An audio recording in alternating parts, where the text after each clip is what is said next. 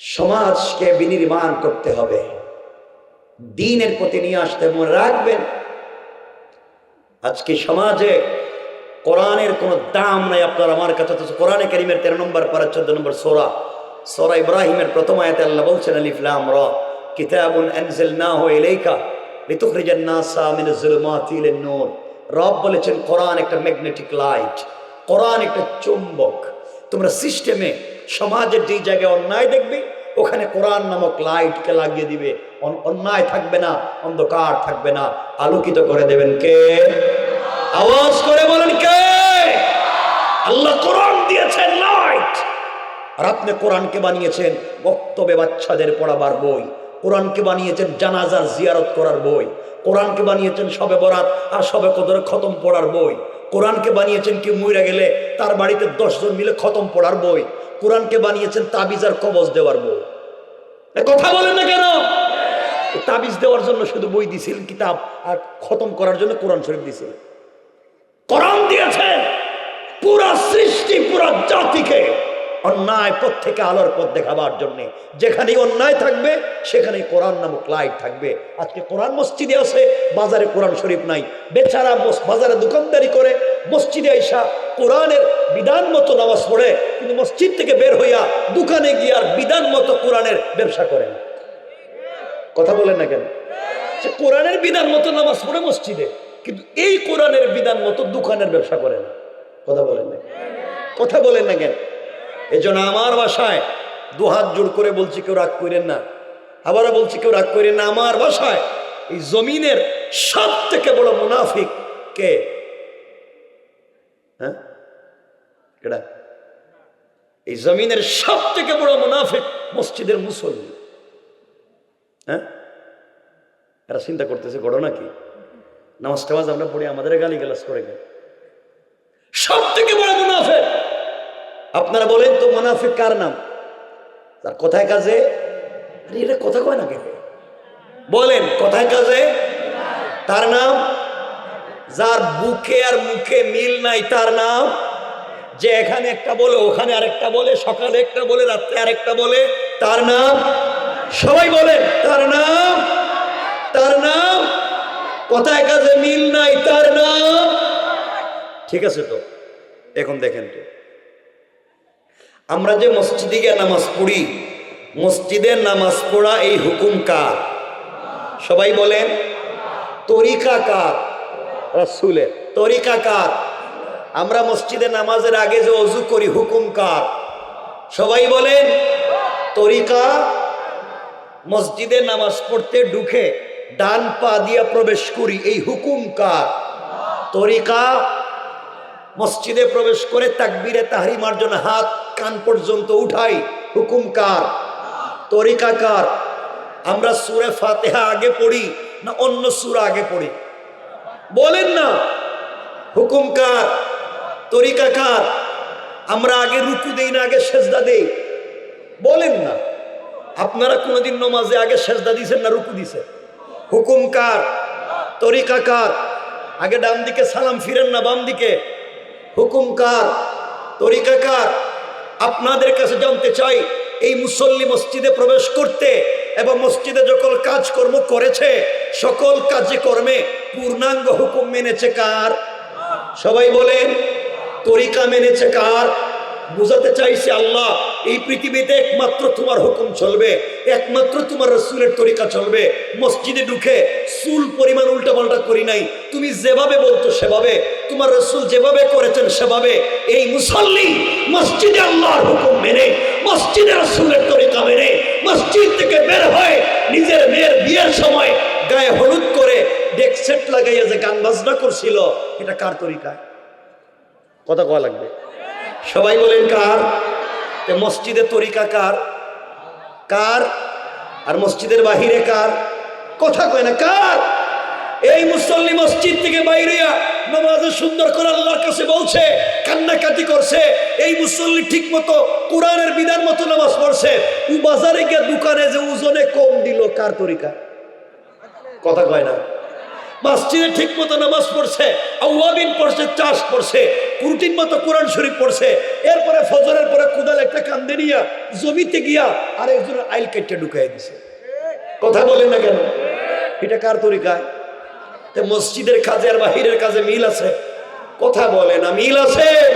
যার মিল নাই তার নাম, সবাই বলেন, সবাই বলেন মুসল্লি কি? কমাই লোকের আওয়াজ।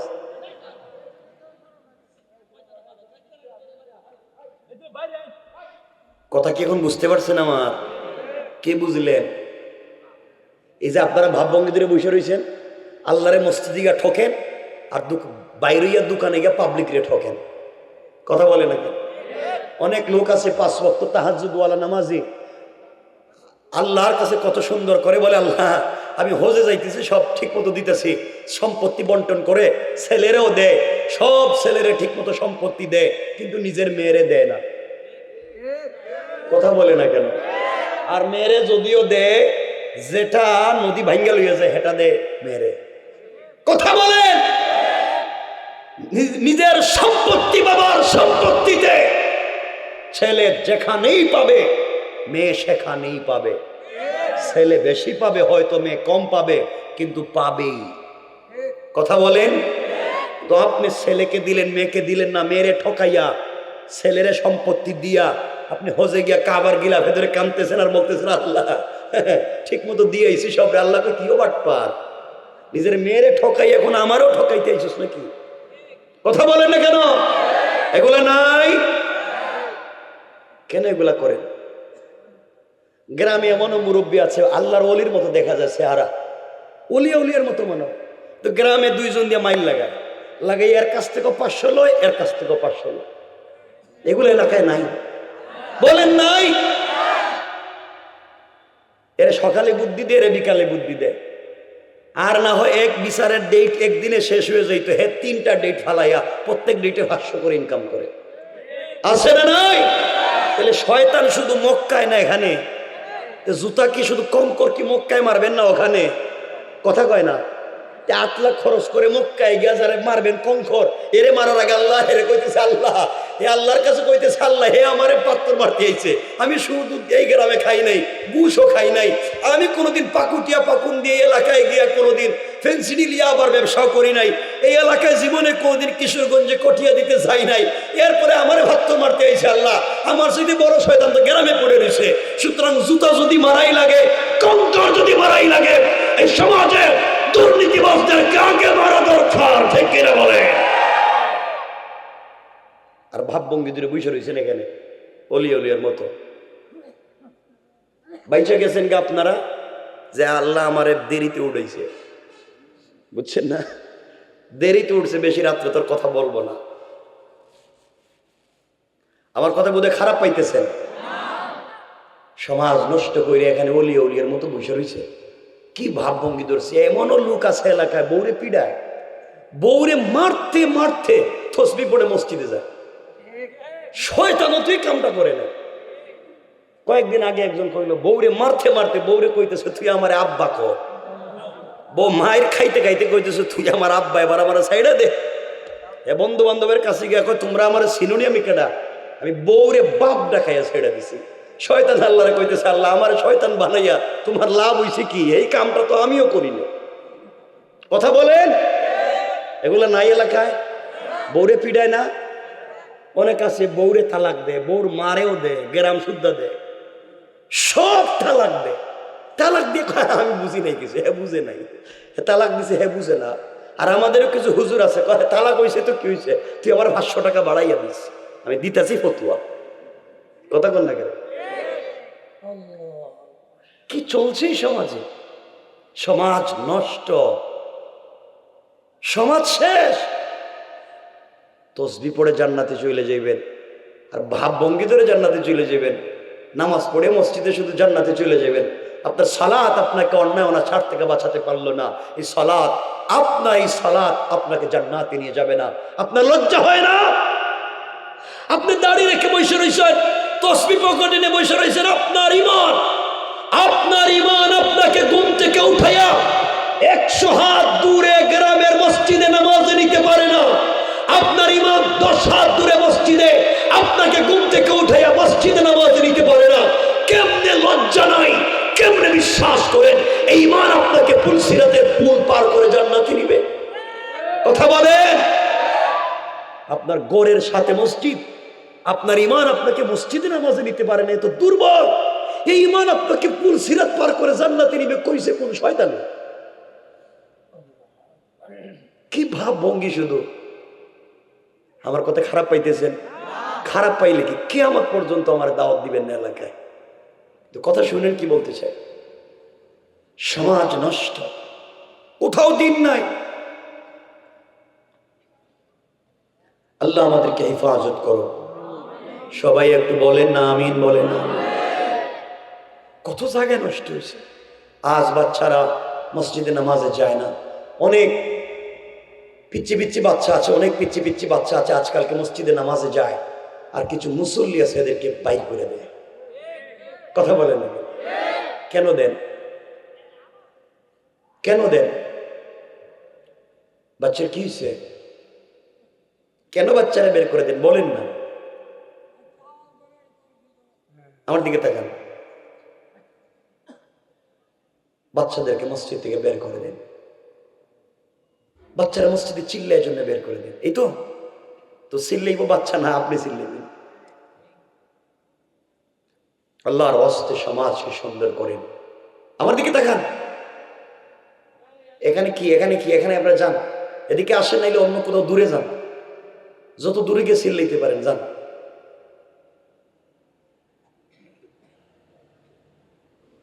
কথা কি শোনা যায় আমার? আপনারা কি কেউ উঠবেন?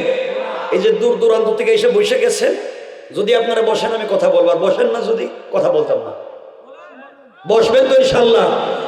একটু হাত তুলে এবার দেখান কারা কারা চললে যাইবেন। ঘটনা কি তা, এরা কি আমার ওয়াজ বুঝে না নাকি? চললে যাইবেন মানে সব সময় হাত এটা রেডি আছে, কিছু কোন আর না কোন, বুঝি আর না বুঝি না উঠাই দিন। আল্লাহ আমাদের সকলকে হেফাজত করে, বলেন আমিন। আমরা কিছু চমৎকার কথা শুনবো ইনশাআল্লাহ। আমি এই যে কথাগুলো বলছি বাবা, আপনাদের সাথে আমার কোনো দুশমনি নেই। এই মানুষটা আমি খুব ভালোবাসি, আর কিভাবে যে ধরছে আমার এটা বলার মতো না। শেষ পর্যন্ত পাল্টাইয়া হইলেও আসছি। আপনাদের সাথে আমার কোনো লেনদেন নেই, জায়গা জমিনে বেজাল নাই। এই যেগুলো বলতেছি এগুলো হচ্ছে সমাজের নোংরামি। সমাজে এই নোংরামি রেখে ভাব ভঙ্গি ধরে বসে থেকে লাভ নাই।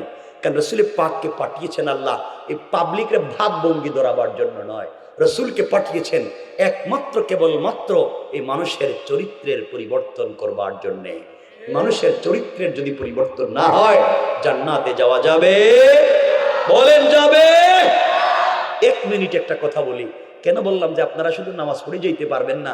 আমার রসুলের পিছনে অনেকে নামাজ পড়তো, আমার রসুলের পিছনে অনেকেই সালাত পড়েছে, মাঝে মাঝে ইকামত দিয়েছে, রসুলের দস্তারখানে খাবার খেয়েছে, রসুলের মতো দাড়িও রেখেছে, রসুলের মতো জুব্বা পরেছে, রসুলের কপালে চুম্বন করেছে। তার ইন্তেকালের পরে রসুল নিজে তার জানাজায় শরিক হয়ে ইমামতি করতে চেয়েছেন। তার ইন্তেকালের পরে রসুল পাক নিজের জুব্বা মুবারক খুলে তার কাফন দিতে চেয়েছেন। আল্লাহ বলছেন পয়গম্বরে আরবি, আপনার মুসল্লি, আপনার দস্তারখানের সাথী আপনার সঙ্গে সালাত পড়েছে, ইয়া রাসূলুল্লাহ। তার ইন্তেকালে আপনার জুব্বা খুলে তার কাফন দিয়েছেন। একটা নয়, 100 জুব্বা দিয়ে কাফন দিতে পারেন, একবার নয় 1,00,000 বার আপনি তার জানাজার ইমামতি করতে পারেন, কিন্তু আমি রব তাকে জান্নাত দিব না। কি বুঝলেন? রসুলের মুসল্লি, রসুলের দস্তারখানের সাথী, রসুলের মতো দাড়িওয়ালা, রসুলের কপালে চুম্বন দিয়েছে, রসুলের জুব্বা নিয়ে কবরে গেছে, রসুল নিজে জানাজায় হাজির, এরপরেও আল্লাহ জান্নাতি বলছেন না জাহান্নামী? কথা বলেন। তার নাম আব্দুল্লাহ ইবনে উবাই ইবনে সেলুল। অপরাধ শুধু একটাই, বাহিরে যা দেখা যায় ভিতরে তার বিশ্বাস ছিল না, আর ভিতরে যেই জিনিসের বিশ্বাস ছিল বাহিরে তা প্রকাশ করতো না। অথচ সে নামাজ পড়তো, অথচ তাসবিহওয়ালা, অথচ সে দাড়িওয়ালা, পাগড়িওয়ালা, জুব্বাওয়ালা, রাসূলের মুসল্লি, জান্নাতে যেতে পারলো না কারণ তার দিলের অবস্থা ভালো ছিল না। দিলে তাওহীদ আর রিসালাতের পূর্ণাঙ্গ বিশ্বাস ছিল না, তার দিলে যা ছিল চরিত্রের ভিতরে তা ছিল না। কথা বলে না কেন? এই জন্য ভাব ভঙ্গি ধরে জান্নাতে যাওয়া যাবে না, লাগবে একটা আদর্শ আর চরিত্র। দুহাত জোড় করে বলছি, আমি যে কথাগুলো বলতেছি আমি আপনাদেরকে ভালোবেসে, কলিজা ছিঁড়ে ভালোবেসে যদি কথা বলি আপনাদেরকে হিদায়াত দিতে পারবো না। রব বলেছেন ইন্নাকা লা তাহদি মান আহবাবতা, আপনি ভালোবাসলেও কাউকে হিদায়াত দিতে পারবেন না। তাইলে কি আমি পিটাইয়া মাইরা দিন শিখাবো? রব বলেছেন লাস্তা আলাইহিম বিমুসাইতির, তুমি এসপি নো, প্রশাসক নো যে পাবলিককে পিটাইয়া দিন শিখাবে।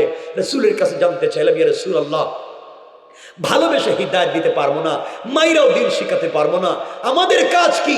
রাসূলে পাক বলছেন বাল্লিগু আন্নী ওয়ালাউ আয়া, তোমাদের কাজ আমাদের পক্ষ থেকে একটা কথা হলো পৌঁছে দাও। আল্লাহর কাছে জানতে চাইলাম, রাসূলে পাক বলছেন পৌঁছে দাও। কার চরিত্র পৌঁছাবো? আমার নেতার, আমার বাবার, আমার গোষ্ঠীর, আমার বংশের চরিত্র? রব বলেছেন না, লাকাদ কানা লাকুম ফি রাসূলিল্লাহি উসওয়াতুন হাসানা। এই দুনিয়ার সৃষ্টির মধ্যে মানুষের চরিত্রের যদি পরিবর্তন করতে হয় একমাত্র শুধুমাত্র কেবলমাত্র রাসূল পাকের আদর্শ ছাড়া বিকল্প কোনো রাস্তা নাই। ঠিক কিনা বলেন? আমার কথা কি বুঝতেছেন আপনারা? ও যুবক, তোদেরকে দুটো পায়ে ধরে বলছি, আমিও তোদের মতো জওয়ান, আমিও চাইলে তোদের মতো শয়তানি বদমাইশি করতে পারি। শোনো জওয়ান, তুমি ভুল জায়গায় চলতেছ, তোমাকে কিছু বললেই বলো ব্যস্ত। ও যুবক, আসো মসজিদে, ব্যস্ত। আসো না দিনের কাজ করি, ব্যস্ত। আসো না মসজিদের কিছু উন্নয়ন কাজে সহযোগিতা করি, ব্যস্ত। আরে বুখা, তুমি ব্যস্ত ব্যস্ত ব্যস্ত, তুমি দুনিয়া দুনিয়া বলে ব্যস্ত।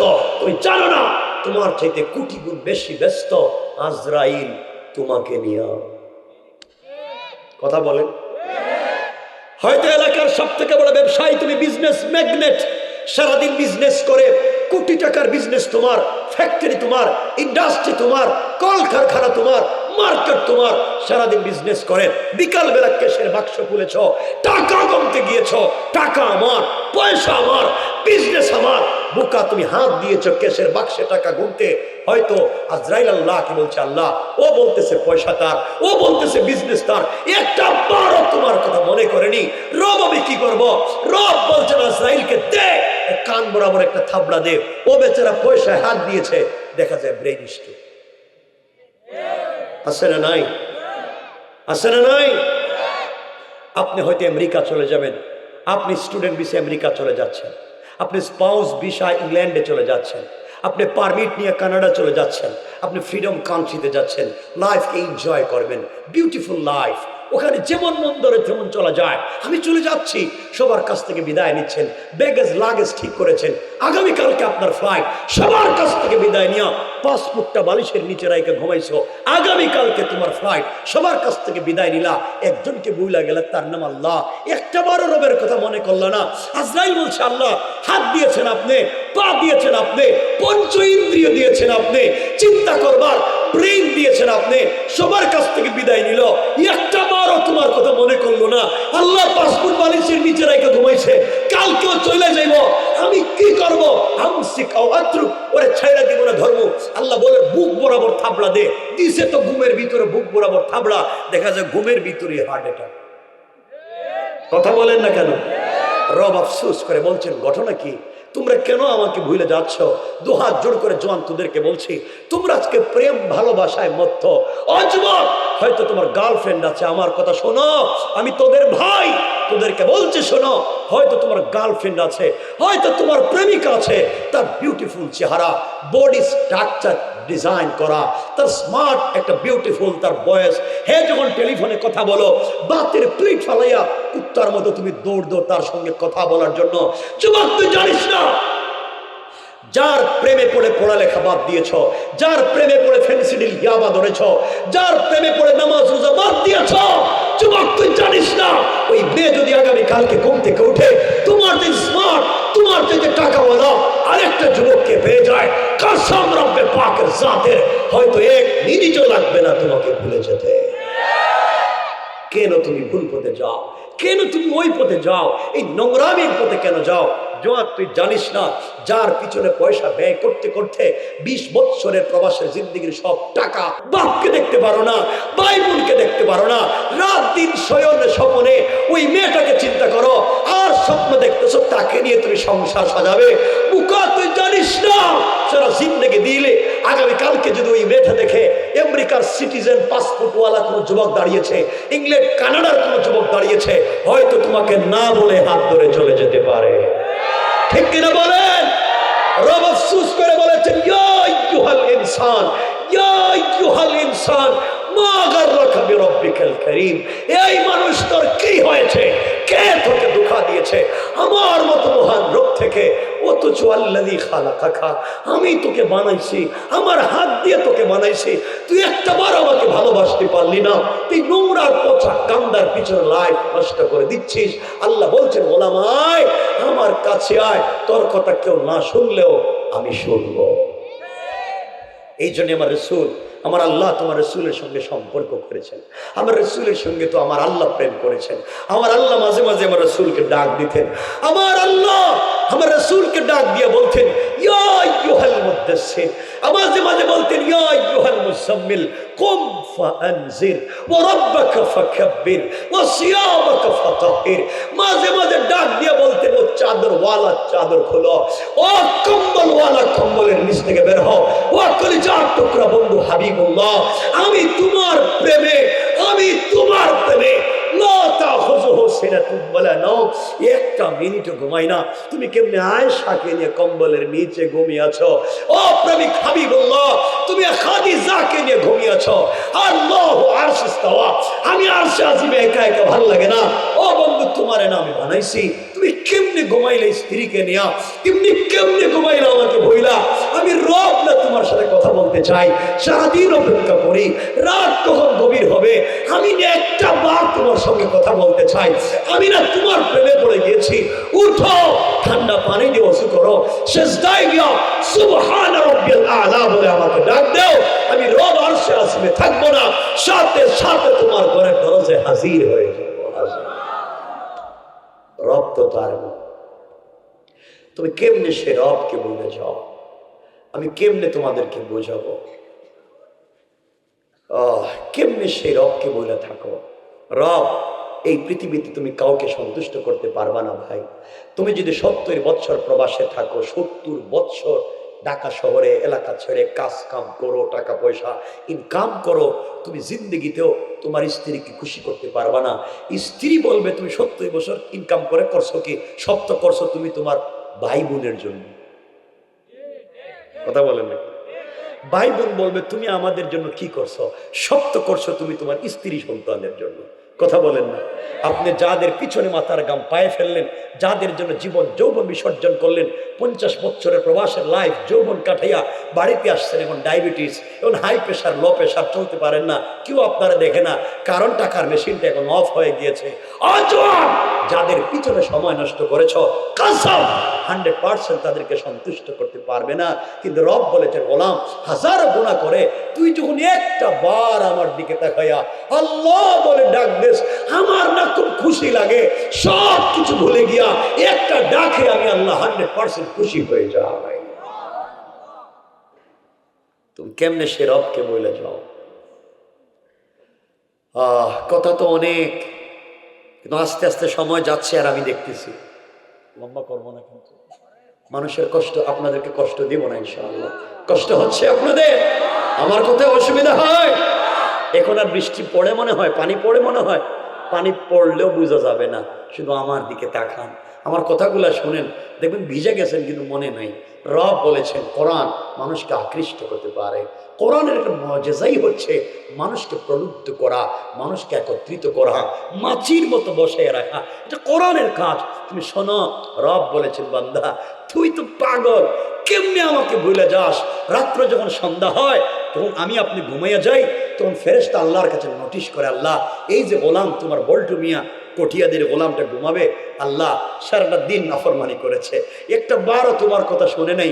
তুমি বলেছো আয় আয় মসজিদে আয়, আমি রব ডাকতেছি, তুমি তার পিছনে পিছনে, তুমি তার পিছনে পিছনে আল্লাহ অভিভাবকের মতো প্রত্যেকবার দিন 5 বার ডাকছো, আয় ভুল করেছ বুঝছি, আয় মসজিদে আয়, আমার কাছে আয়, বুঝছি গুনাহ করছস, তুই কি হয়েছে, আয় আমার কাছে আয়, বুঝছি তোরা কেউ বাড়িতে দেখতে পারে না, এ তুই ইনকাম করছস এখন কেউ দেখতে পারে না, আয় আমার কাছে আয়। না, এত ডাকবার পরেও তুমি আল্লাহর কাছাকাছি গেলে না। ফেরেশতারা বলছে আল্লাহ এতবার ডাকলেন একবারও তোমার কাছে যায় নাই, এবং ঘুমায় গেছে, নাক খোলা, মুখ খোলা, কান খোলা, কতগুলো ছিদ্র, পোকামাকড় তো ঢুকে যাইব, সারাদিন তোমার কথা শুনে নাই, আমরা এখন কি করব? আল্লাহ কয় ও ফেরেশতারা, আমি না আমার হাত দিয়ে বানাইছি, মানুষ হাত দিয়ে একটা পুতুল বানাইলো তো মায়া মহব্বত জমে যায়, আমি আমার বান্দারে নিজের হাত দিয়ে বানাইছি, এই হাত আমার বান্দার কপালে লাগাইছি, এখন যদি ঘুমায় যায়, পোকামাকড় যদি ঢুকে যায়, আমার অভিভাবকত্ব থাকবে না। যা, বান্দা আমাকে ভুলে গিয়েছে, আমি তাকে বলতে চাই না, 19 জন ফেরেশতা দিয়া ডাইনে বামে সামনে দাঁড় করাইয়া আমার বান্দাকে সারা রাত পাহারাদারির ব্যবস্থা করে দাও। রব তার নাম, তুমি কেমনে বইলে যাও, কেন বইলে যাও সেই রবকে? আল্লাহর ওয়াস্তে সেই রবকে ভুলে যায় না। রবকে খুশি করার একটা পদ্ধতি হচ্ছে সেজদা। কি সবাই বলেন না? কষ্ট হচ্ছে আপনাদের? সেজদা কেমনে আমি আপনাদেরকে 1 মিনিটে বুঝাই, খুব মনোযোগ দিয়ে শোনেন, 1 মিনিটে আপনাদেরকে বুঝাইয়া দেই। এই সেজদায় যদি আমরা পড়ে থাকতে পারি, এই সেজদায় যদি আমরা পড়ে থাকতে পারি, রব বলেছেন তিনি সন্তুষ্ট হয়ে যাবেন। কেমনে? মনোযোগ দিয়ে শোনেন আমার মুসলমান বন্ধুগণ, গভীর মনোযোগ। আল্লাহ রাব্বুল ইজ্জত ওয়াল জালাল এই সৃষ্টির মধ্যে জিবরিল আমিনকে যখন তৈরি করলেন, সৃষ্টি করলেন, জিবরাইল আল্লাহকে ডাক দিয়ে বলেছেন আল্লাহ তাআলা আপনার কাছে আমি জানতে চাই, এই সৃষ্টিতে আপনি আছেন আর আমি আছি, আর তো কিছুই দেখা যায় না, আপনার কাছে আমি জানতে চাই কি করলে আপনাকে সন্তুষ্ট রাখা যাবে, কি করলে কোনোদিন আপনি আমাকে ভুলে যাবেন না, আমি জানতে চাই।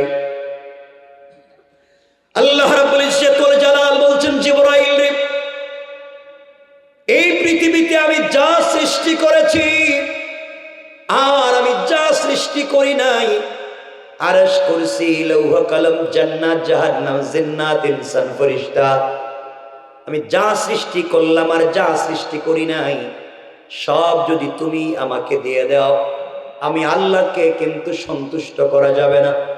জিবরাইল বলছেন আল্লাহ তাআলা আপনাকে আমি হারাতে চাই না, কোনোভাবে আপনাকে হারাতে চাই না, সর্বক্ষণ আপনি আমার উপরে সন্তুষ্ট থাকেন জানতে চাই। আল্লাহ বললেন জিবরাইল রে, আমাকে যদি সন্তুষ্ট করতে হয়, আরশ, কুরসি, লৌহ কলম, জান্নাত, জাহান্নাম যা আছে সবের মোকাবেলায় কোন গোলাম যদি একটা বার আমার কদমে সেজদায় পড়ে যায়, সাথে সাথে আমি আল্লাহ একটা সেজদার মাধ্যমে খুশি হয়ে যায়। জিবরিল আমিন বলছেন আল্লাহ তাআলা আর কোনদিন আপনি আমার উপরে অসন্তুষ্ট হতে পারবেন না, আমি আপনার কদমে সেজদায় পড়ে যাব। এই কথা বলে তারিখে ইবনে জারির তাবারিতে লিখে জিবরিল আমিন কেউ বলেছেন 30,000 বছর সেজদা করলেন, কেউ বলেছেন 30 লক্ষ বছর সেজদা করলেন, দীর্ঘদিন পর্যন্ত আল্লাহর কদমে সেজদায় পড়ে থাকলেন। লম্বা সেজদা করবার পরে এবার আল্লাহ বলছেন জিবরাইল রে তুমি মাথা উঠাও। 30 লক্ষ বছর পরে জিবরিল আমিন যখন মাথা উঠালেন, আল্লাহ বললেন জিবরাইল তুমি কি চাও? জিবরিল আমিন বলছেন আল্লাহ তাআলা বলেন না আপনি সন্তুষ্ট হলেন কিনা। আল্লাহ বললেন জিবরাইল রে তোমার উপরে সন্তুষ্ট হলাম কিনা এই প্রশ্নের জবাব জানবার আগে তুমি আমার আরশে আজিমের দিকে একটাবার নজর দাও।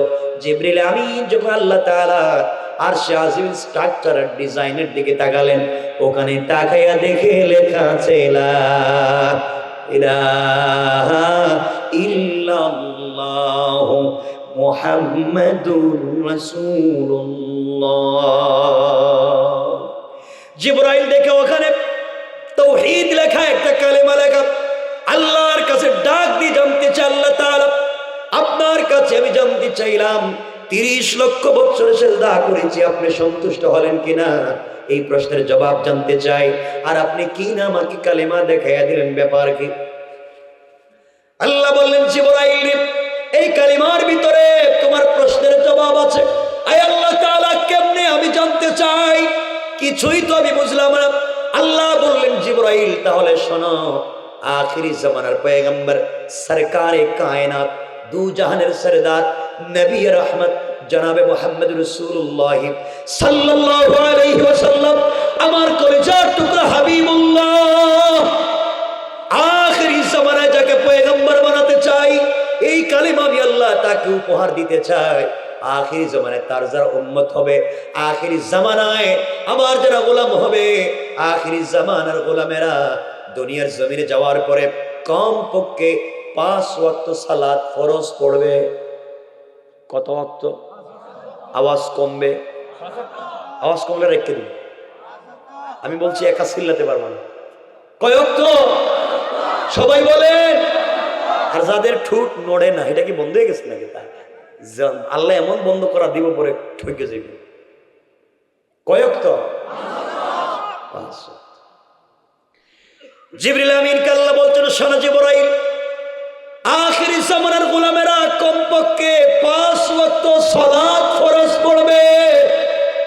5 ওয়াক্ত সালাতে কমপক্ষে 17 রাকাত নামাজ ফরজ পড়বে। কত রাকাত? ফজরের নামাজ কয় রাকাত? জোহরের নামাজ কয় রাকাত? কত হলো? আসরের নামাজ 4 রাকাত। কত হলো? মাগরিবের নামাজ 3 রাকাত। কত হলো? ইশার নামাজ 4 রাকাত। কত হলো? আল্লাহ বললেন, জিবরাইল আমার আখিরি জামানার গোলামেরা প্রতিদিন 17 রাকাত সালাত ফরজ পড়বে। প্রত্যেকটা সালাতে, প্রত্যেকটা রাকাতে কমপক্ষে 2টা করে সেজদা দিবে। প্রত্যেকটা সেজদায় কমপক্ষে 3 বার করে পড়বে সুবহানা রাব্বিয়াল আলা। ও জিবরাইল, আমার কোন গোলাম একবার যখন সিজদায় গিয়ে আওয়াজ করে পড়ে সুবহানা রাব্বিয়াল আলা,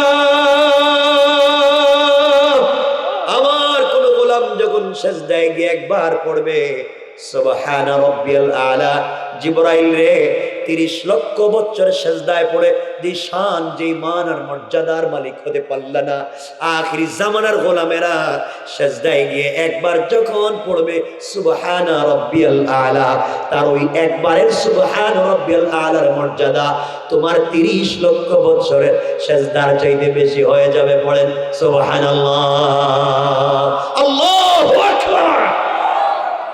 রবকে সন্তুষ্ট করার পদ্ধতি কত সহজ, সিজদা দিলেই হয়ে যায়। আমরা সেই রবকে ভুলে বসে আছি। পারবো না ইনশাআল্লাহ? বলেন ইনশাআল্লাহ। আপনারা যদি বসেন ওয়াজ করব, ওই যে বসে রয়েছেন মাশাআল্লাহ, আর যদি বলেন না আমরা যাইতে চাই 15 মিনিটের ভিতরে, তাহলে রেখে দিব। বসবেন? প্রস্রাবে ধরলে আমার ধরে না, তাহলে আমি যাই না কে? তাহলে আমি তো রাখতে কইতাম আপনারা জিকির করে প্রস্রাব করে আসি, তা আমি তো যাই না, তাহলে আপনারা যাবেন কেন? আমি মেহমান, আমাকে রেখে যেতে পারবেন না। বসে আছেন আলহামদুলিল্লাহ, সবাই পেন্ডাল ভরে বসে আছেন, ভালো লাগতেছে, বসতে পারবেন তো ইনশাআল্লাহ? জোরে বলেন না ইনশাআল্লাহ। এলাকার জুয়ানেরা এদের অবস্থা খারাপ হয়ে গেছে, এরা মনে ফ্যান্সি ডিল খায় না, কিতা কথা কইতে পারে না। জোরে বলেন লিল্লাহি তাকবীর, নারায়ে তাকবীর। এরপর হইতেছে না, হইতেছে না। চাটা আছে, খাওয়াইও না। কথা শোনেন, এই যে এতক্ষণ কথা বললাম আপনাদের কাছে কষ্ট দেওয়ার জন্য বলছি। প্রথমে বলেছি সামাজিক নোংরামি, আর এখন বলেছি এই নোংরামির থেকে বেঁচে আল্লাহকে পাওয়ার পদ্ধতি একমাত্র সিজদা। এখন আপনাদের কি আলোচনাই থাকবো, বাইরে যাব না। এখন সিজদায় গিয়ে যদি আমি চাই আল্লাহর কাছে, আমি পাবো কি পাবো না? পাবো, পাইছেন নি কিছু? খালি ইনশাল্লাহ তো আগামীতে পাইবেন, মরে গেলে কিলাম। আমরা সেজদায় গিয়ে বললে পাবো কি পাবো না, এটার অরিজিনাল তথ্য আপনাদের কাছে দিতে চাই।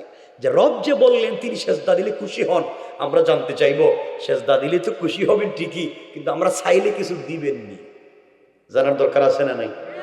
রব বলেছেন বান্দা গুনাহ তো হবে, এটা আমি জানি, গুনাহ হবে এটা তো আমি জানি, তুমি গুনাহ করবা, কিন্তু কি হয়েছে তোমার?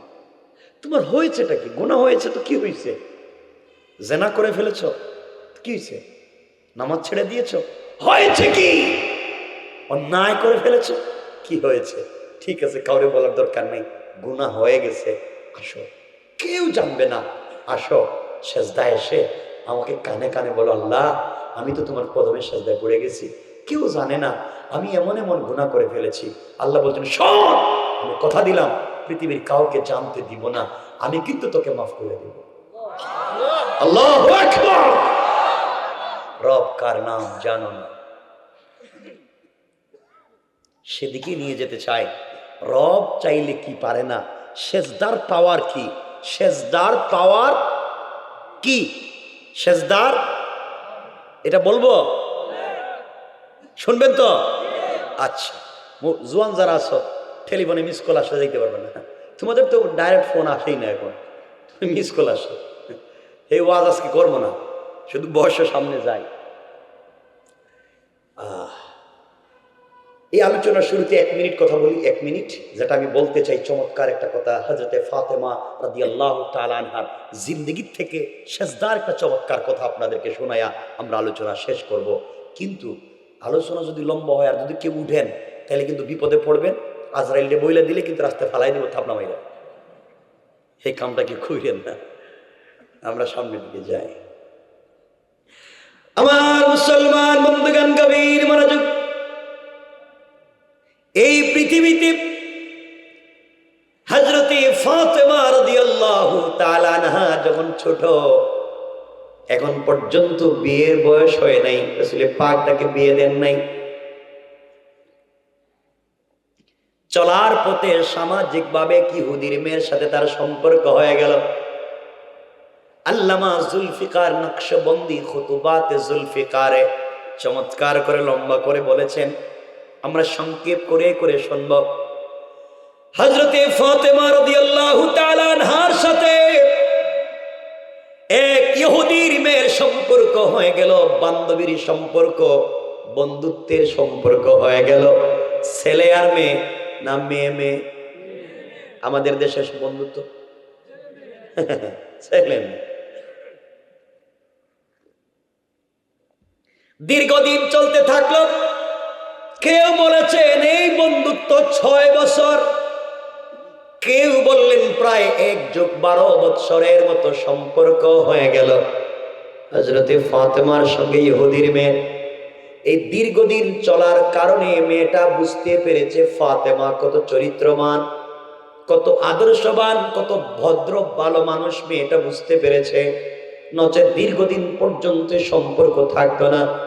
আমার বন্ধুগণ দেখবেন, হযরতে ফাতেমার সঙ্গে মেয়েটার সম্পর্ক হয়ে গেল। প্রতিদিন সকালবেলা মেয়েটা হযরতে ফাতেমার কাছে চলে আসে, সারাদিন কথাবার্তা বলে, চলাফেরা করে, গল্প গুজব করে, সন্ধ্যার সময় চলে যায়। এইভাবে দীর্ঘদিন পর্যন্ত চলতে লাগলো। একদিন ওই মেয়েটা বাবার কাছে গিয়েছে সন্ধ্যাবেলা। ইহুদি ডাক দিয়া বলছে, মেয়ে আমার, ও আমার কলিজার টুকরা মেয়ে, তোমার বয়স হয়ে গিয়েছে মা, আমি তোমাকে বিয়ে দিতে চাই। মেয়েটা বলতেছে, আব্বাজান আপনি আমাকে বিয়ে দিবেন, আমার তো কোনো আপত্তি নাই, নারাজি নাই।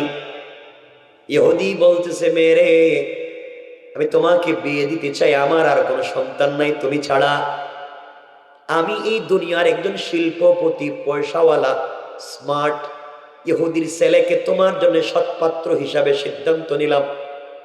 এই ছেলের কাছে তোমাকে বিয়ে দিতে চাই, মা তুমি কি রাজি? মেয়ে ডাক দিয়া বলেছে, আব্বাজান আপনি আমার জন্য ছেলে ঠিক করেছেন, মেয়ে হিসাবে নারাজি দেওয়ার কোনো সুযোগ নাই বাবা, কিন্তু আপনি আমাকে আজকের দিনের সময় দেন, দিন শেষ হয়ে সন্ধ্যা গড়িয়ে গেলে বিকেল বেলা আপনার কাছে ফয়সালা জানাইয়া দেব। কথাগুলা দিল দিয়ে শোনেন। এইভাবে ইহুদির মেয়েটা বাবার কাছ থেকে একদিনের সময় নিল। কয় দিনের? আপনারা চিন্তা করতেছেন মনে সময় নিয়ে তার বয়ফ্রেন্ডের কাছে গিয়ে বলবো যে হ্যাঁ বাবা বিয়ে ঠিক করতেছে, কি করা যায়, এই চিন্তা করতেছেন বোধ আপনারা? না, এমন কোন ঘটনা না। আমাদের দেশের মেয়েদেরকে যদি বাবা কাম্মা আমি তোমার জন্য একটা ছেলে ঠিক করছি, বিয়ে দিতে চাই, ছেলেটা খুব স্মার্ট, ভদ্র, আলেম, আই সরি, ডোন্ট ডিস্টার্ব বাবা, আমার কি ব্যাপারে আপনি ডিস্টার্ব করবেন না, আপনি তো এই ছেলেকে ঠিক করছেন আমার জন্য, আমি তো 5 বছর আগে বল্টুর ছেলের সাথে প্রেম করি, আমি তো 5 বছর আগে কামসাইরা লইছি, আপনি আমার জন্য কি চিন্তা করতেছেন? এটা হচ্ছে আমাদের কন্ডিশন, আমাদের ট্রেডিশন, আমাদের কোয়ালিটি, আমাদের নোংরামি। আর মেয়েটা বাবার কাছ থেকে সময় নিয়ে আর কোনো কথা না বাড়িয়ে চলে গিয়েছে হযরতে ফাতেমার কাছে। সুবহানাল্লাহ, এটা কেমন? বাদ দেন কেমন? সুবহানাল্লাহ, এটা বাদ দিয়ে দেন কেমন? এটা গুরুস্থানে গিয়ে বলবেন, নাহলে ঘুমায় ঘুমায় বলেন সুবহানাল্লাহ, জোরে আওয়াজ করে বলেন সুবহানাল্লাহ বলেন। আপনাদের আওয়াজ যত কমবে আমার ভিতরে তত ভয় ঢুকবে। এরা কি ঘুমায় গেছে নাকি? এরা কি ঘুমায় গেল নাকি? এই ভয় ঢুকলে আমি কিন্তু ওয়াজ রাখতে দিই। আমার মুসলমান বন্ধুগণ, কথাগুলো দিল দিয়ে শুনেন কি বলতে চাই। মেয়েটা ফাতেমার কাছে এসে ডাক দিয়া বলেছে, বোন আমার, তোমার কাছে আমি এসেছি আমার জীবনের ফাইনাল সিদ্ধান্ত জানবার জন্য। বোন ফাতেমা বলছেন, কি বলো, আমি তোমাকে কি সহযোগিতা করতে পারি বোন রে? মেয়ে ডাক দিয়ে বলছে, ফাতেমা, আমার আব্বা আমার জন্য ছেলে ঠিক করেছেন, বিয়ে দিতে চায়, এক ইহুদির শিল্পপতির ছেলে। আমি তোমার কাছে জানতে চাই ওই ছেলেটাকে আমি বিয়ে করব কিনা। ফাতেমা ডাক দিয়ে বলছেন, বোন রে, আমি মুসলিম, তুমি ইহুদি, তোমার পার্সোনাল লাইফে আমি কোনো কথা বলতে পারবো না। মেয়ে ডাক দিয়া বলছে, ফাতেমা, এই দীর্ঘ বন্ধুত্বের লাইফে তোমার কাছ থেকে খেয়ানত কোনো জিনিস পাই নাই, অন্যায় কোনো পরামর্শ তুমি আজ পর্যন্ত দেও নাই। এই আসমানের নিচে জমিনের উপরে একমাত্র তোমাকে আমি বিশ্বস্ত মনে করি। এতদিন চলাফেরার পরে তুমি মুসলমান, আমি ইহুদি, তাহলে কি হলো? কিন্তু আমার বাবা বলবার পরে সিদ্ধান্ত নিতে পারলাম না, তোমার কাছে এসেছি, বলো না আমি কি করব। ফাতেমা বললেন, বোন রে, তোমার বাবা যেহেতু ছেলে ঠিক করেছে, বিয়েতে রাজি হয়ে যাও, কারণ কোনো বাবারা চায় না মেয়ে কষ্টে থাকুক, ভালো জায়গায় ঠিক করবে। এবার মেয়ে ডাক দিয়া বলছে, বোন ফাতেমা, বাবা ছেলে ঠিক করেছে, তুমি বলেছো আমি রাজি,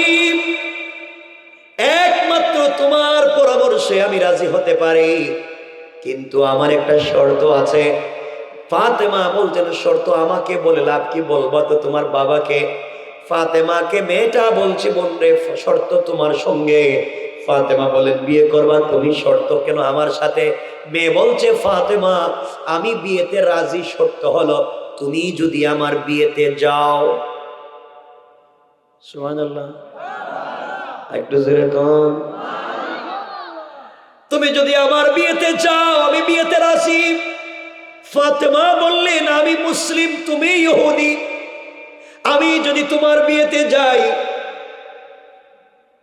মুসলমানেরা আমার বাবাকে টিটকারি করবে, গালি দিবে, তোমার ধর্মের মানুষেরা আমার বাপকে গালি দিবে, তোমার বিয়েতে যারা আসবে তোমার মতো সোসাইটির পয়সাওয়ালা আমার মতো কেউ যাবে না, সুতরাং তোমার বিয়েতে গেলে তোমার ক্ষতি হবে, আমি যেতে চাই না।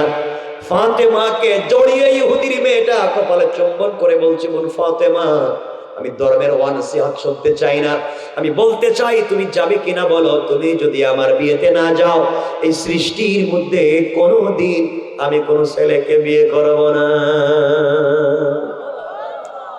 ফাতেমা বিকি হয়ে গেলেন, আর ডাক দিয়া বললেন, বোন যা, ইনশাআল্লাহ তোমার বিয়েতে আমি যাব, চলে যাও। মেয়েটা খুশি হয়ে বাবার দরবারে চলে গেল।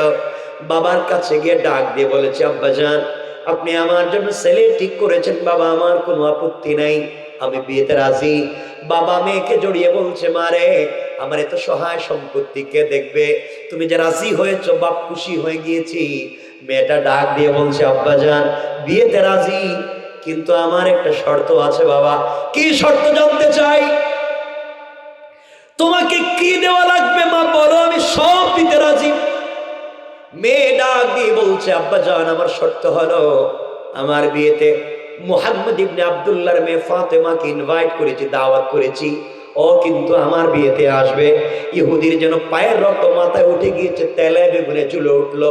আর ডাক দিয়ে বলেছে, মেয়ে আমার, মুহাম্মদ আমার জাত শত্রু, তার মেয়েকে তুমি তোমার বিয়েতে ইনভাইট করেছো আমার বাড়িতে, তার ধর্মের সঙ্গে আমার কোনো মিল নাই, ও বেচারা আমাদের ধর্মের বিরুদ্ধে চলে, আমি কোনোভাবেই তার মেয়েকে তোমার বিয়েতে দেখতে চাই না। তার মেয়ে যদি আসতে হয়, প্রয়োজনে জিন্দেগিতে তোমাকে কোন ছেলের কাছে বিয়াই দিতাম না, এরপরেও মুহাম্মদের মেয়েকে আমার বাড়ির আশেপাশে যেন দেখতে না পারি। মেয়ে ডাক দিয়ে বলছে, আব্বা জান আপনি আপনার ফাইনাল সিদ্ধান্ত জানান। বাপ বলছে, মার এটাই ফাইনাল ডিসিশন, মুহাম্মদের মেয়ে যদি আসে তোমাকে বিয়ে দিব না। মেয়েও দাঁড়াইয়া বাবার হাত ধরে বলছে, আব্বা জান আমার জিন্দেগি তো আপনার সঙ্গে এমন কথা বলি না, আমিও ফাইনাল ডিসিশন জানাইয়া দিলাম, মুহাম্মদের মেয়ে ফাতেমা যদি আমার বিয়েতে আমার পাশে না বসে, এই পৃথিবীতে কোন ছেলেকে কোনোদিন বিয়ে করব না। আল্লাহু আকবার। আদর্শ কোথায় নিয়ে যায়? 12টা হয়ে গেছে নাকি? পরে পয়সা দিত না, না না পরে আর ঝামেলা ফালাই দিবেন আমারে আপনারা। আরে শোনেন না, সোলো এটা কি চলতে, মেশিন নিয়ে সোলো সারা বছর চলতে আছে, সারা বছর, 5 মাস আর 6 মাস না, পুরোটা বছর চলতে আছে। কষ্ট হচ্ছে? মাঝে মাঝে উঠেন কেন? ওই যে উঠছেন না, চাচা না উঠছেন, মাশাআল্লাহ চলে যাইতেছে আবার, ঠিক আছে সুবহানাল্লাহ কোন কেউ যাইয়েন না, এই যে বসে রয়েছে মাশাআল্লাহ, সব বসে রয়েছে। কথা সংক্ষেপ মানে বলবো আমি, ঘটনাটা যতটুকু সময় কুলায় বলবো আমি একটা পর্যায়ে, কিন্তু শর্ত একটাই আমাকে দিতে হবে, একটা শর্ত দিতে হবে, ওয়াদা, যে আমি যতক্ষণ পর্যন্ত মুনাজাতে না যাচ্ছি, মুনাজাত করলে করলেন না করলেন এই আপনার ব্যাপার, মুনাজাত করলে করে না করে চলে দিয়ে, কিন্তু আমি যতক্ষণ মুনাজাত পর্যন্ত না যাচ্ছি ততক্ষণ পর্যন্ত উঠতে পারবেন না। এমন যদি অ্যাপেন্ডিক্সের ব্যথায় ধরে আমরা ডাক্তার আনি, কিন্তু যাইতে পারবেন না। আপনি যদি বলেন আপনার প্রেশার হাই হয়ে গেছে, ওষুধ খাওয়ানো, যদি বলেন আপনার ডায়াবেটিস নীল হয়ে গেছে, ওখানে ওষুধ খাওয়ানো, কিন্তু উঠা যাবে?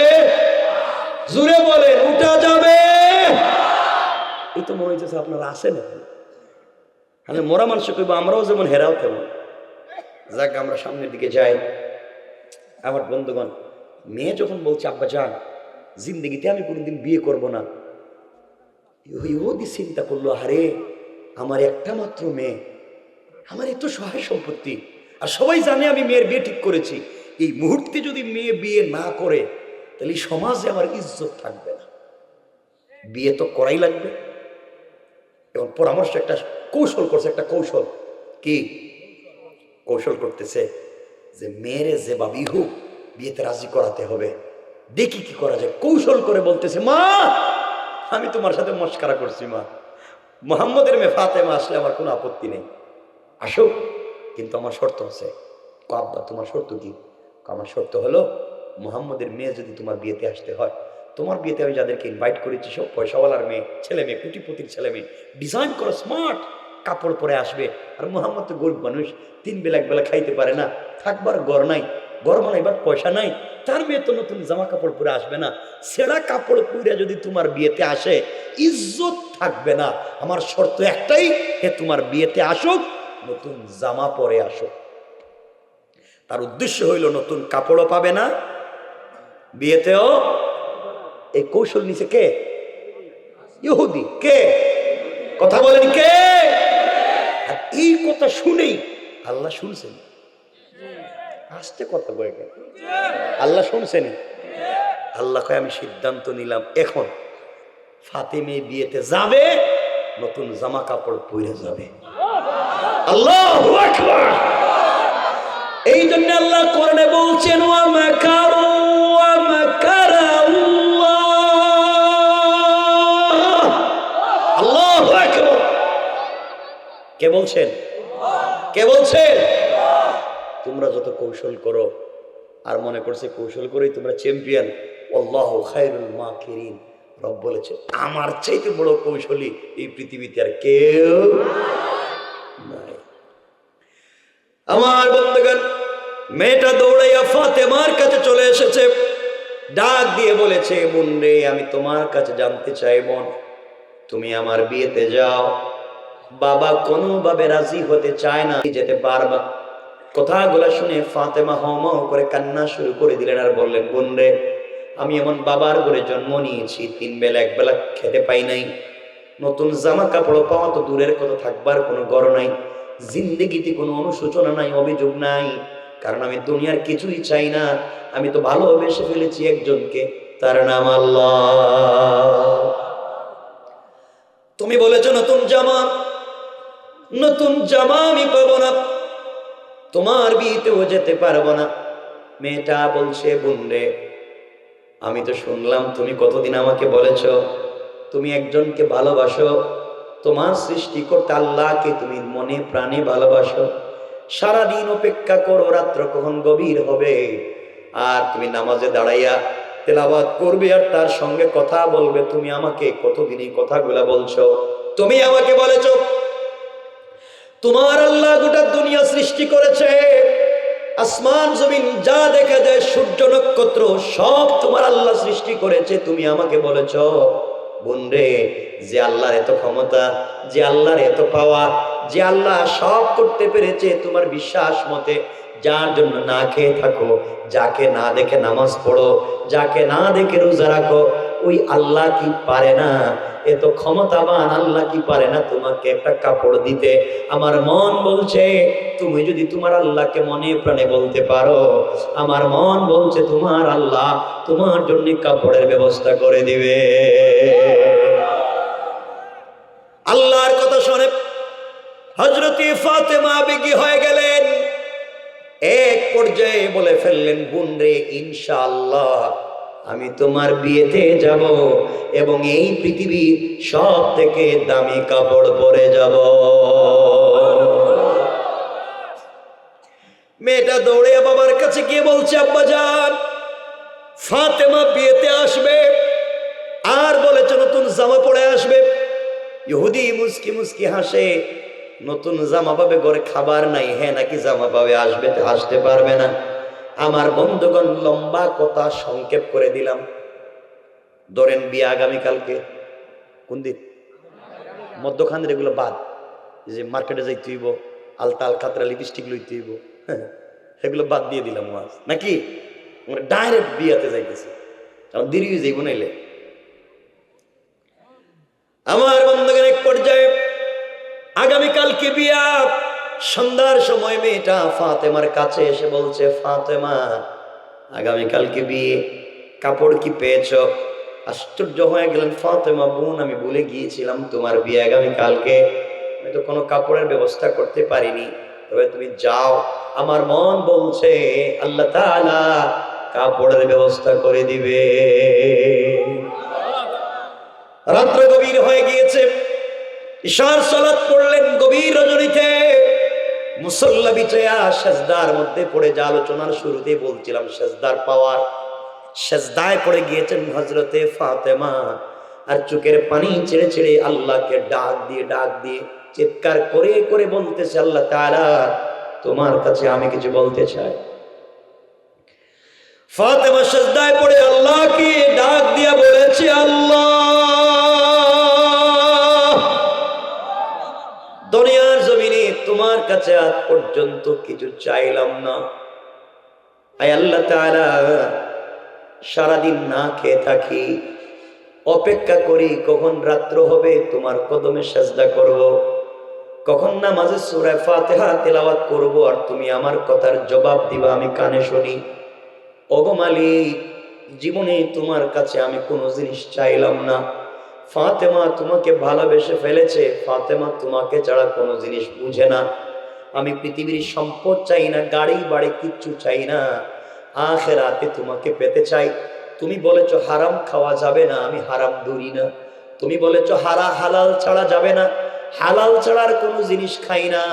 তুমি বলেছো বেপরদা হওয়া যাবে না, জিন্দেগিতে বের হই নাই। তুমি বলেছো আমানত নষ্ট করা যাবে না, আমানত রক্ষা করি।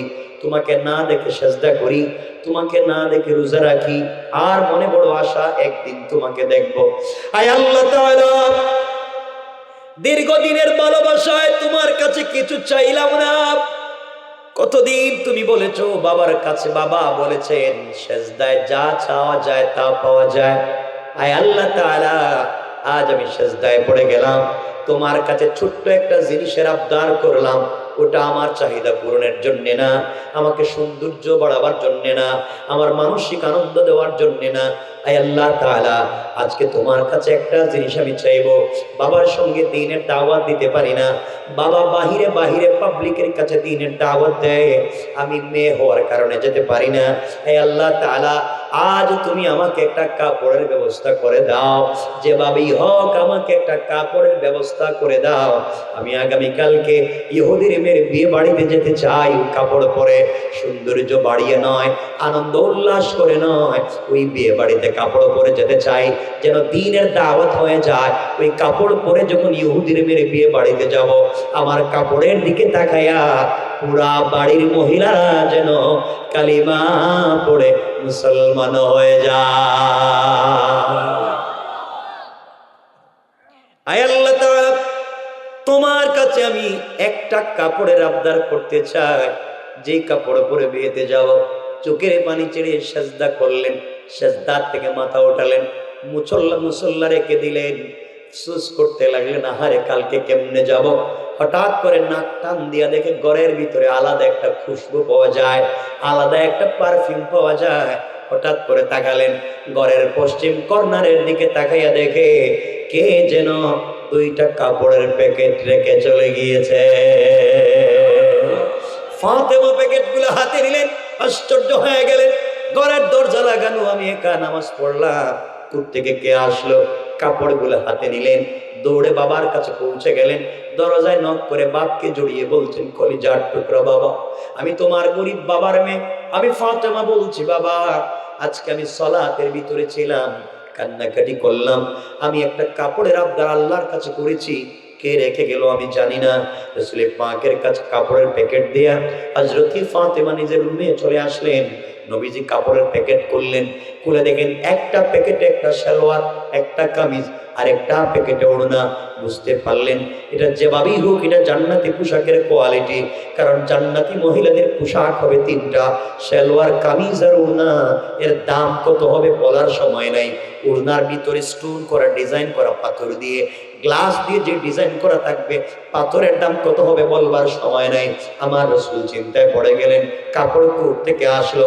এমন সময় জিবরিল আমিন সালাম দিয়ে হাজির হলেন, আর ডাক দিয়া বলছেন, ইয়া রাসূলুল্লাহ, আপনি ঘরের ভিতরে থাকেন, আপনার মেয়ে যে গভীর রজনীতে আল্লাহর সঙ্গে কেমন সম্পর্ক করেছে আপনি জানেন না।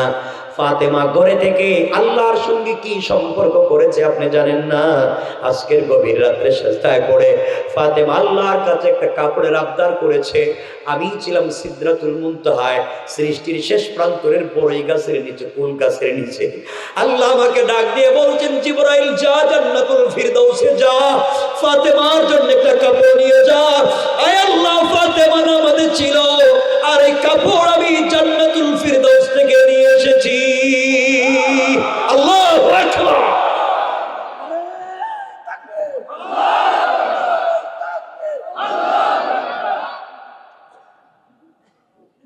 নবীজি সাল্লাল্লাহু আলাইহি চিন্তায় পড়ে গেলেন, ব্যাপার কি, আমার মেয়ে আল্লাহর সঙ্গে এমন সম্পর্ক করে ফেলেছে। খুব খুশি হলেন, কতক্ষণ মেয়েকে জড়াইয়ে কাঁদলেন, আল্লাহর কাছে বলছেন, আল্লাহ আমার জীবন সার্থক, আমার মেয়েকে যে তোমাকে চিনাতে পেরেছি। আমার কাছে চাইলো না, তোমার কাছে চাইলো, বুঝতে পেরে যে চাওয়ার জায়গাটা আল্লাহর কাছে। আমার বন্ধুগণ, নবীজি বলছেন, মা আগামী কালকে তুমি পোশাক পরে বিয়ে বাড়িতে যাইবা, কিন্তু পর্দার সাথে যাইবা। ফাতেমা তো এমনি পর্দা করে যাবে, তো বলতে হবে না।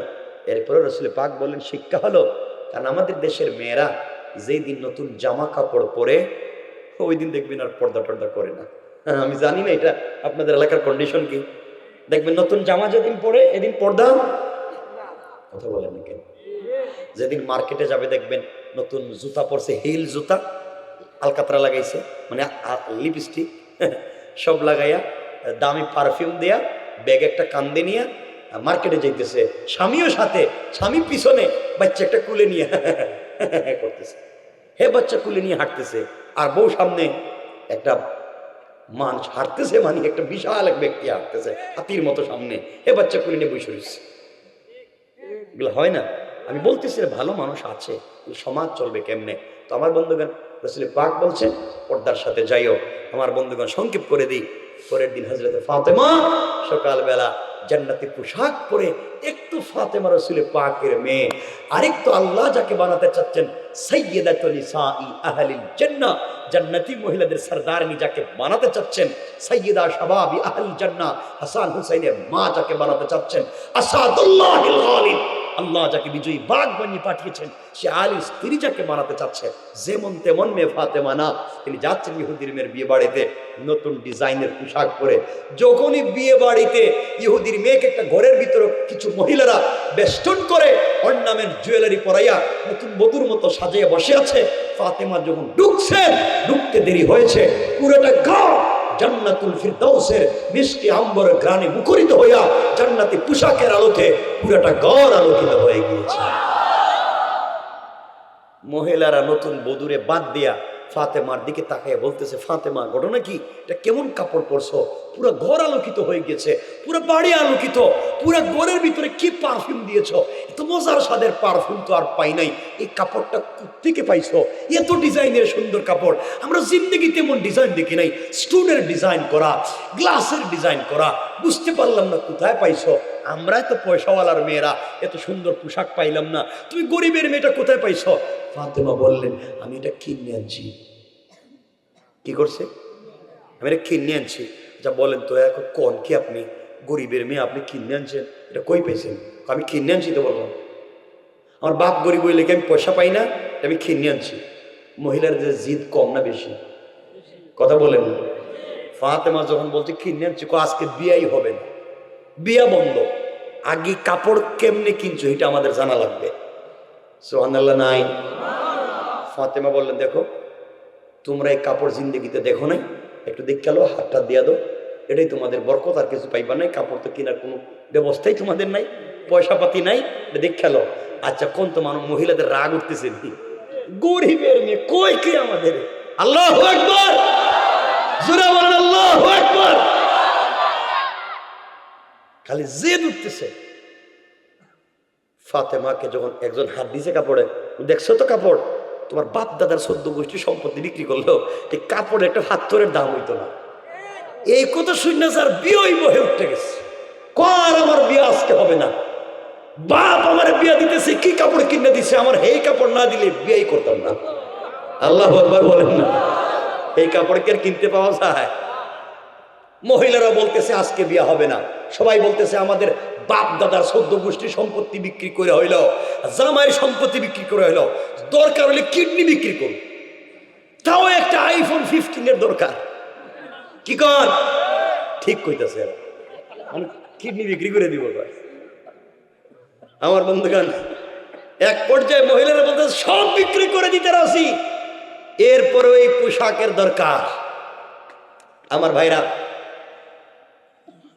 ফাতেমা বলছেন, বোন তোমরা যত হাবিজাবি করো, এই পোশাক তোমরা কিনতে পারবে না, এতটুকু পয়সা তোমাদের নাই, তোমরা আমার পোশাকের কাছে গরিব লোক।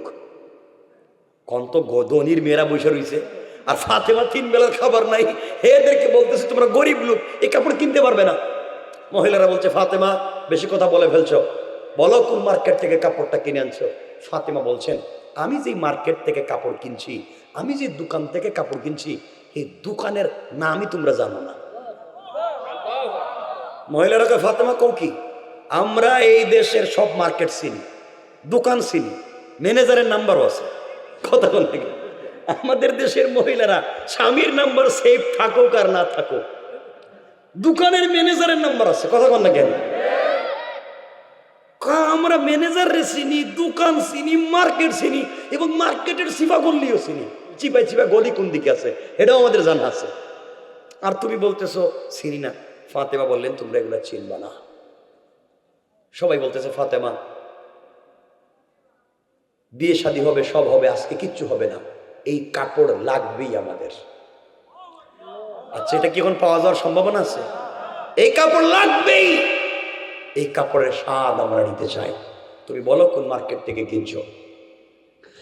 ফাতেমা বললেন, বোনেরা শোনো, যেই মার্কেট থেকে কাপড় কিনেছি, ওই মার্কেট, যে দোকান থেকে কাপড় কিনেছি, ওই দোকানের নাম হলো জান্নাতুল ফিরদাউস। মহিলারা কই, এটা কোন দোকান? আমাদের দোকানের নাম তো সলিমউদ্দিনের দোকান, এটা তো নাম শুনলাম। যে দোকান থেকে কাপড় কিনেছি ওই দোকানের নাম জান্নাতুল ফিরদাউস। যেই মার্কেট থেকে কাপড় কিনেছি ওই জান্নাতের, ওই যেই দোকান মার্কেট থেকে কাপড় কিনেছি ওই মার্কেটের নাম জান্নাত। আর ওই মার্কেটে যেই রাস্তা দিয়ে গিয়েছি ওই রাস্তার নাম হলো ইহদিনাস সিরাতাল মুস্তাকিম।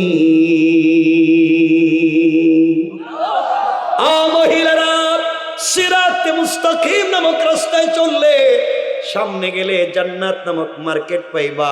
ওই মার্কেটে ঢুকলে পরে জান্নাতুল ফিরদাউস নামক দোকান পাইবা। ওখানে গেলে পরে আমার চাইতে আরো দামি দামি কাপড় পাইবা।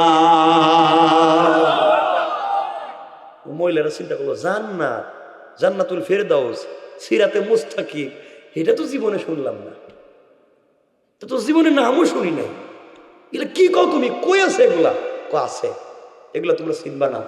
মহিলারা বলছে, যেই মেয়ের বিয়ে হওয়ার কথা, এই মেয়ে বলছে, বোন তোমার সাথে আমার বন্ধুত্ব, তুমি আমাকে এই মার্কেট রাস্তাঘাটের ঠিকানা বলাই লাগবে, আমি এখানে যাওয়াই লাগবে, এই কাপড়ের দরকার আমার। ফাতেমা বললেন, শোনো, চাপাচাপি করে লাভ নাই, এখানে তোমরা যাইতে পারবে না, কারণ এই রাস্তা দিয়ে যে কেউ চলছে, এটা ভিআইপি রাস্তা, সিকিউর রাস্তা, এখানে বহুত চেক করে। এখানে যাইতে গেলে আইডেন্টিটি লাগবে, আইডি কার্ড লাগবে। তোমাদের আইডেন্টিটি ক্রাইসিস, তোমাদের পরিচয়পত্র ঠিক নাই, তোমরা এই রাস্তা দিয়ে যাইতে পারবে না। এখান দিয়ে যেতে হলে একটা আইডি কার্ড লাগবে। আর শুধু আইডি কার্ড থাকলে হবে না, এটিএম কার্ড থাকলে হবে না। ব্যাংকের থেকে পয়সা উঠাতে গেলে বুথ থেকে তার পাসওয়ার্ড, গোপন পিন নাম্বার জানা লাগবে। তিনি বললেন, শুধু আইডি কার্ড থাকলে হবে না, একটা পিন নাম্বার আছে, এই পিন নাম্বারটা মনে রাখতে হবে। পিন নাম্বারকে দিলে মনে রাখা, আইডি কার্ড যদি সাথে রাখতে পারো, সামনে গেলে সব পাইবা, জান্নাতও পাইবা, সিরাতুল মুস্তাকিম পাইবা, জান্নাতুল ফিরদাউসও পাইবা। সুবহানাল্লাহ বললেন না? মহিলারা বলছে, ফাতেমা তুমি যাই বলো, কাপড় পাই আর না পাই, আমরা মনে হচ্ছে ধনী মানুষ হইতে পারি, গরিব মানুষ, এই কাপড় যেভাবে আদায় করছো, আমাদের তার সাথে একটু পরিচয় করাইয়া দাও। ফাতেমা বলছেন, শোনো, তোমাদেরকে তো এতক্ষণ বলছিলাম কিনে আনছি, আসলে কিনে আনি নাই, দোকানের মালিক আমার গিফট করছে, গিফট। সুবহানাল্লাহ বলেন না? মহিলারা এত দামি কাপড় গিফট করছে, আরে মালিকের তো আরো ডিজাইনের কাপড় আছে। তার সাথে সম্পর্ক যাদের ভালো, এদেরকে গিফট করে। দেখেন না, বউরে স্বামী গিফট করে না, কিন্তু দোকানদার গিফট করে। কথা বলেন না? তো ফাতেমা বলছে, এটা আমাকে গিফট করছে। মহিলারা বলতেছে, এমন মালিকের সাথে সম্পর্ক রাখার দরকার আছে না নাই? আপনারা কি মনে করেন, দরকার আছে না নাই? দরকার আছে, এই ওয়াজে যাইতাম নি না, পয়সা পাতি যা আছে লই নিতাম। 12:30 হয়ে যাইতেছে, আমিও বিপদে আছি। আমার বন্ধুগণ চলতেছে তো শুনেন না কি বলতেছি। আমার ভাইরা, ফাতেমা বলছেন, মহিলারা তোমরা কি চাও, কাপড় চাও না মালিকের সাথে সম্পর্ক? মহিলারা বলতেছে, ফাতেমা মালিকের সাথে সম্পর্কের দরকার, তাহলে শুধু এই কাপড় না। ফাতেমা বলছেন, এই কাপড় না তো আরো দামি দামি কাপড় আছে। আল্লাহু আকবার! দামি দামি কাপড় না, ডিজাইন করা বাড়ি আছে, কত কিছু আছে, ফ্রি দিতে চায়, তার সাথে সম্পর্ক দরকার। মহিলারা বলছে, ফাতেমা মালিকের সাথে একটু সম্পর্ক করাইয়া দেও না আমাদেরকে, আর কিছু লাগবে না, যে সম্পর্কটা করাইয়া দেও না, দেখি না কিছু পাওয়া যায়নি। ফাতেমা বলছেন, এই মালিকের পরিচয়টাই, এই মালিকের কথাই তো আমার আব্বা দাওয়াত দেয়, এই মালিকের পরিচয়ের কথাই তো আমার আব্বা বলে। আমার আব্বাকে তোমরা দেখতে পারো না, তোদের বাচ্চা ছাড়া দেখতে পারে না, আমার আব্বাকে গালি দেয়, অথচ আমার বাপ তো এই কথাই বলে। মহিলারা বলছে, ফাতেমা কি বলতে চাও পরিষ্কার করে বলো, আমরা কথা দিলাম ওই মালিককে পেতে চাই, মালিকের পরিচয় জানতে চাই, মালিক ছাড়া আমাদের আর কোনো গতি নাই। এবার ফাতেমা বললেন, শোনো, তোমরা যদি ওই জান্নাতুল ফিরদাউসে যেতে চাও, ভিআইপি রাস্তা আছে, ওই রাস্তার মধ্যে আইডেন্টিটি লাগবে, আইডি কার্ড লাগবে। ওই আইডি কার্ডের নাম হলো ইসলাম। ইসলাম একটা আইডি কার্ডের নাম, আর পিন নাম্বার হলো লা ইলাহা ইল্লাল্লাহ মুহাম্মাদুর রাসূলুল্লাহ। মহিলারা, ইসলাম নামক আইডি কার্ড সঙ্গে রেখে লা ইলাহা ইল্লাল্লাহ নামক পিন নাম্বার যদি দিলে বসায়া দিতে পারো, সামনে গেলে সিরাত মুস্তাকিম নামক রাস্তা পাইবা। রাস্তা পাইলে তোমরা সামনে গেলে জান্নাত নামক মার্কেট পাইবা, ওখানে গেলে জান্নাতুল ফিরদাউস নামক দোকান পাইবা, ওখানে গেলে আরো জিনিসপত্র পাইবা, মালিকের সঙ্গে গভীর সম্পর্ক জুড়তে পারবা। মহিলারা ডাক দিয়া বলছে, ও ফাতেমা, আর দেরি করতে চাই না, আমাদেরকে মালিকের সঙ্গে পরিচয় করাইয়া দাও। বলে মহিলারা হাত লম্বা করে দিয়েছে। একজন, দুইজন না, কেউ বলেছেন 300, কেউ বলেছেন 370 জন, কেউ বলেছেন 400, কেউ বলছেন 472 জন মহিলা একসাথে ফাতেমার কাপড়ের দিকে তাকাইয়া কালিমা পড়ে মুসলমান হয়ে যায়।